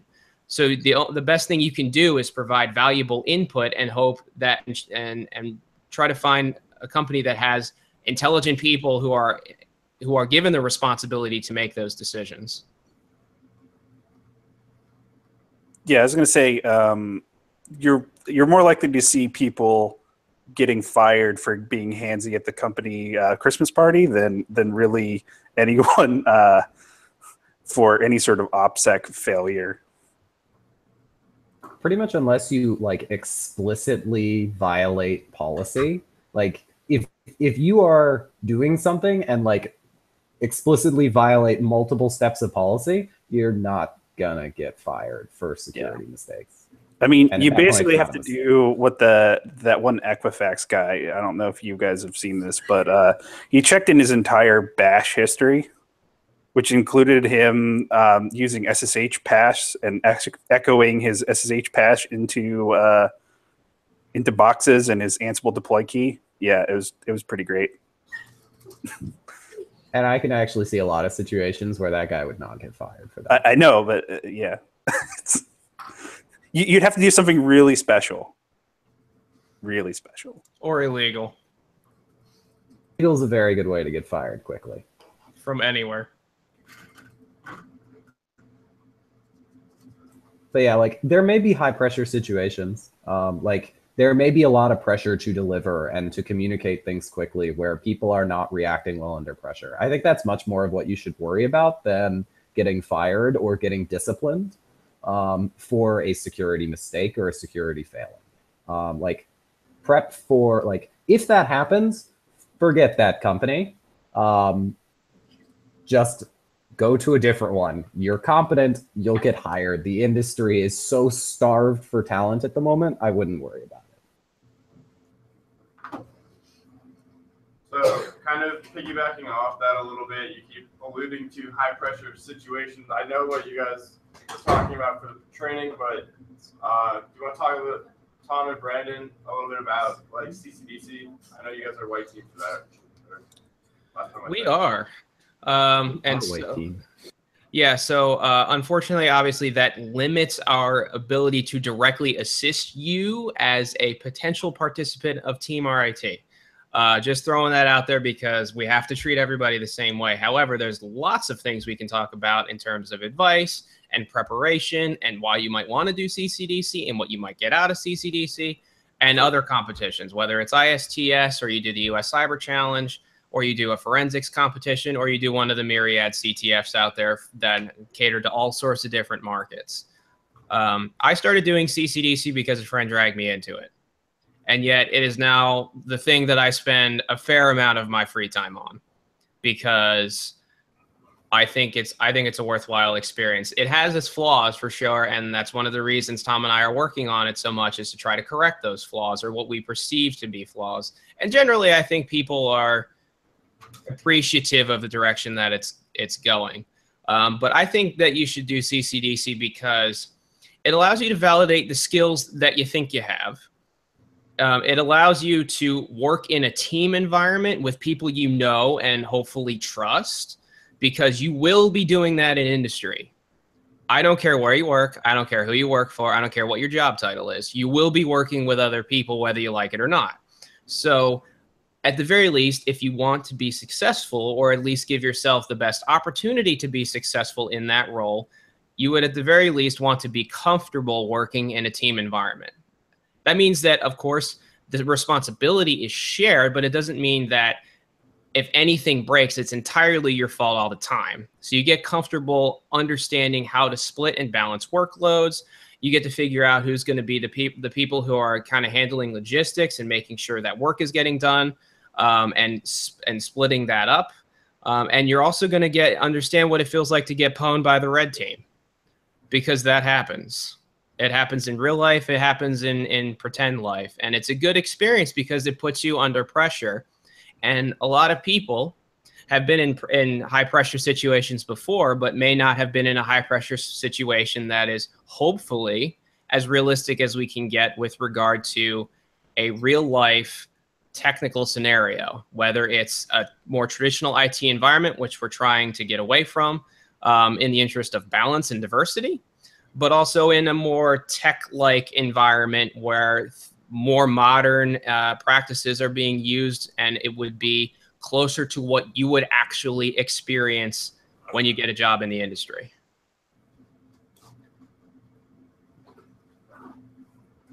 Plus, you get to meet a lot of cool people like me. You'll actually get to see me in person, stuff like that. And that's a great I got my job at Akamai from CCDC, point blank. That's how I got my job. If somebody that year at CCDC didn't get a job because of me, I'm sorry, but I went as one of the white team members and got a job at CCDC. So it creates additional opportunities for you to network and talk to people who are doing things that hopefully you think are cool, and they have an opportunity for you to come and work for them. And then maybe in the future, you'll be interested in giving back and facilitating the further education of people who come after you.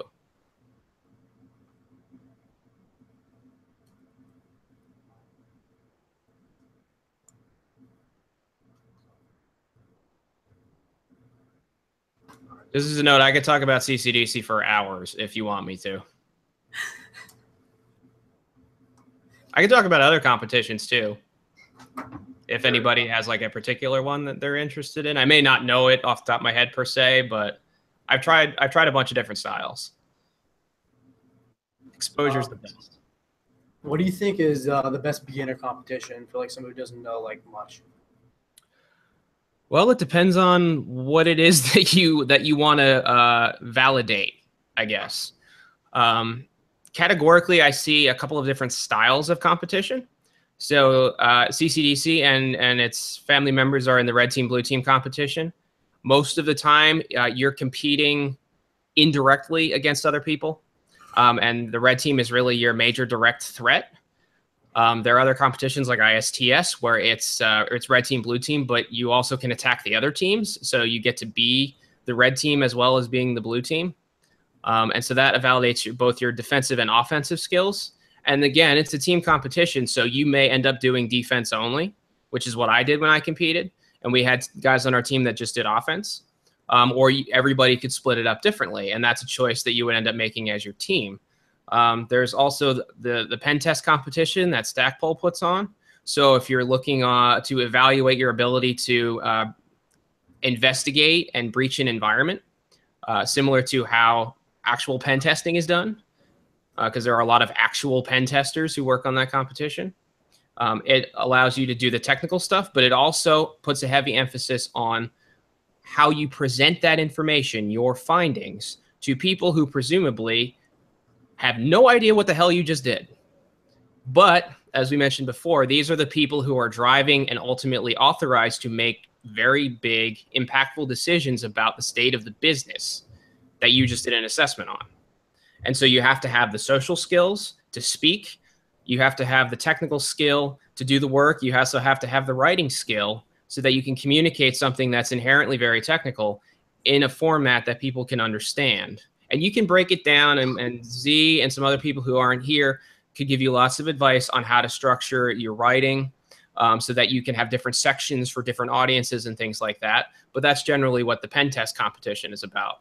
CTFs are more targeted towards specific skills or groups of skills.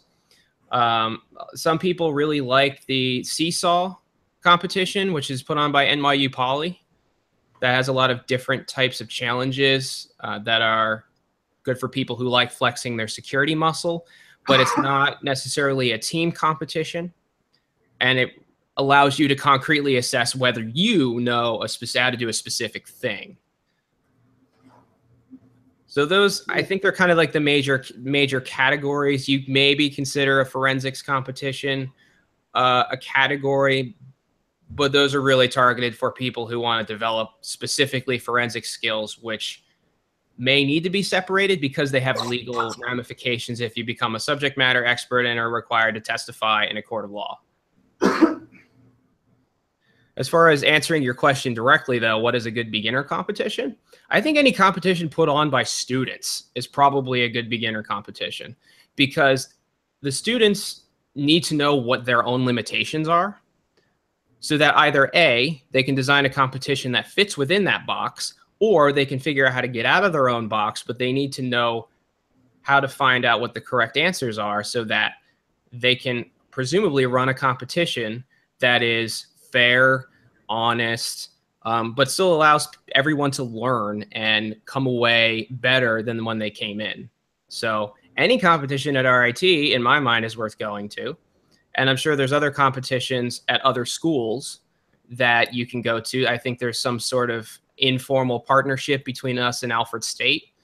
And somebody can correct me if I'm wrong there, where we have this sort of announcement portal where competitions are going to be held and there's availability for other schools to come and attend.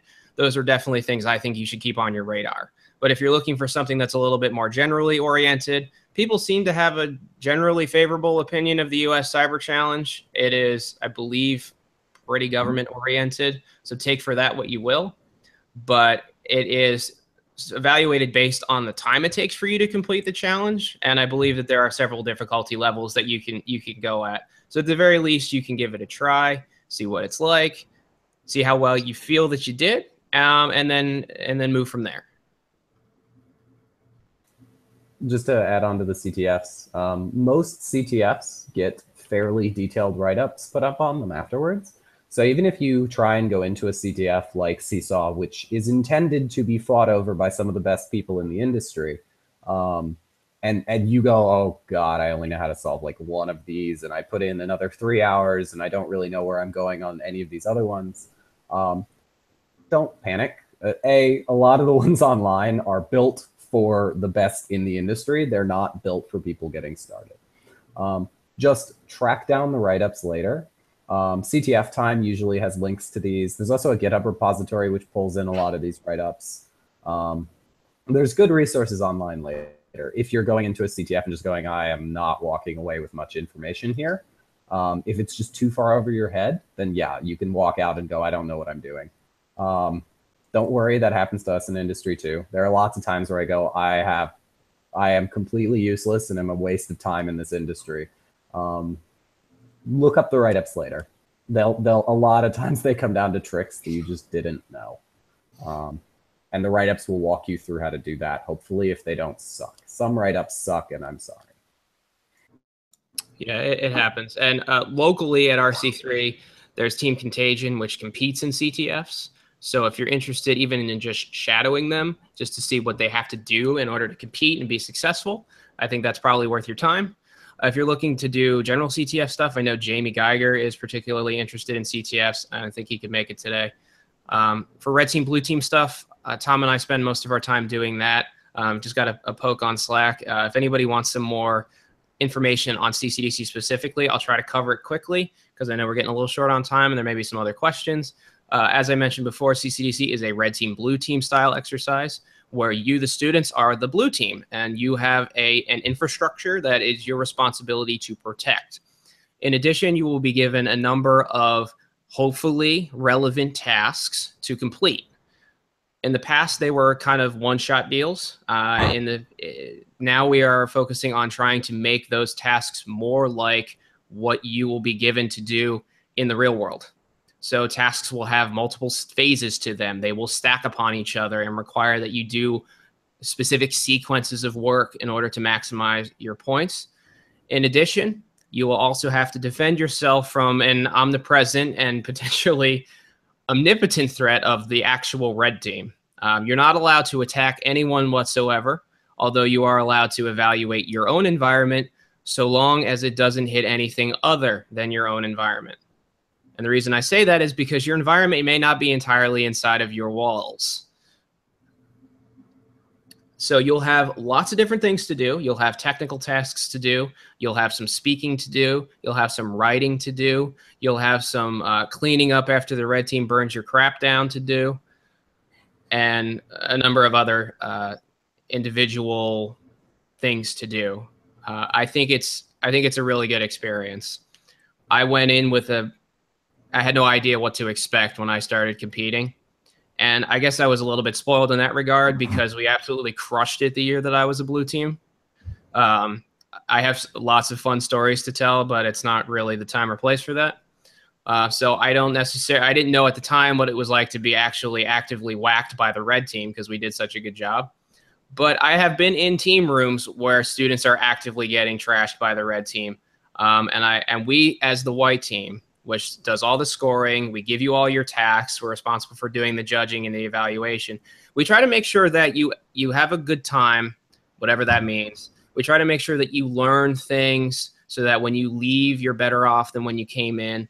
And we do try to give you things that will show you what it's like to be in the real world and that you can evaluate with the data that we provide at the end, how well you did, did you meet your expectations, and where do you go going forward? Those are the kinds of things we want to empower you to be able to answer. And then you can put that on your resume and you can say, I was a blue teamer on CCDC. And a lot of people who blue teamed are now on the white team with us.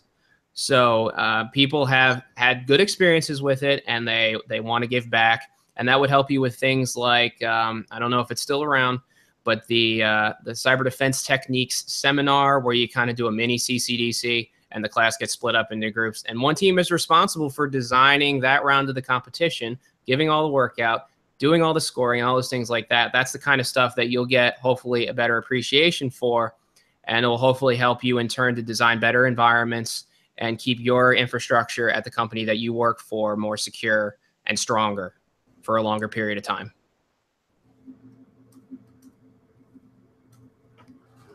That's fine. And not to cry when it gets broken, because it will. And that's okay. Because you'll just fix it and do it again. Anyone else have any questions? We're kind of running up on our time here. Yes, no? Okay. Chris? Question? Okay. So, yeah, we've got a couple minutes left. I guess for all of you, is there any, if there's any like closing didn't get explicitly covered that you want to share with everyone? Brandon, maybe your whole analyst thing, or anything like that. Yeah, I can talk about that. It was something we brought up in private chat earlier. When I started out in security, I had no idea what was going on. I really didn't. Like I said, a friend kind of introduced me to CCDC, and that was the sort of gateway drug into this whole thing. Be willing to step outside of your boundaries. It's uncomfortable, yes. Public speaking can be uncomfortable. Doing technical writing for people who you're not necessarily familiar with can be uncomfortable. Just like every other skill you would ever hope to learn in life, you get better with time and practice. And that's one of the reasons why, if not the main reason why RC3 exists. It's a space that solved or attempts to solve one of the major shortcomings that we felt that the RIT curriculum had at the time, which was what happens when you kind of feel like you've learned everything that you can learn from the program? Where do you go from there? And so everybody can come together as a group or as a group of individuals, however you want to look at it, and they can share their knowledge and help everybody get better and provide an environment where people can explore the things that they're passionate and excited about. And that doesn't necessarily mean that it's anything specific in particular. I thought when I was going to graduate from college that I was going to get stuck doing an entry-level analyst job at a place like Symantec or Dell SecureWorks, because I know a lot of people, they have a lot of people like that. And that's not the case. Hopefully, from my previous comments, you can see I don't really have what most people would call a conventional security job. I don't work in InfoSec at Akamai. I work in engineering. And my responsibility still has a lot of security implications. My job is making sure that our bootloader is secure so that people can't tamper with the boxes when it's physically being transported to its destination and things like that. So if you're getting to the point where you have a clue and you kind of feel like perhaps the only eventual destination for you is to do an entry-level analyst job and work up from there, I believe I'm proof positive that that's not the case. That really your passion is your single biggest thing that you have going for you. And if you can show how your passion applies to whatever it is that you're interviewing for, you should be able to hopefully get a job that allows you to be passionate about it and show that passion and execute that passion on something that may or may not be obviously security related. I spend more time doing sysadmin type things and low-level programming type things than I do traditional security work. But security is everywhere. Security needs to be everywhere. And the people who have the mindset, which are sitting in that room right now, are the people who are responsible and are the most capable of getting that job done. Cool. I'll go next because I need to drop. Whatever you're procrastinating and whatever you're not doing right now, start it. Your time is still cheap.